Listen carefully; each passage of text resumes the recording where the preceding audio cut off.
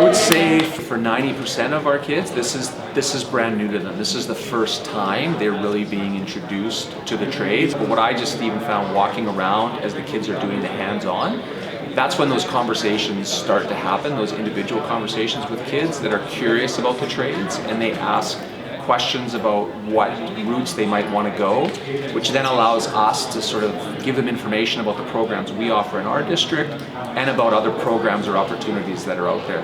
The biggest difference, I think, is having actual tradespeople in the industry who can actually relate and tell stories about their own experiences and what it's actually like in the field.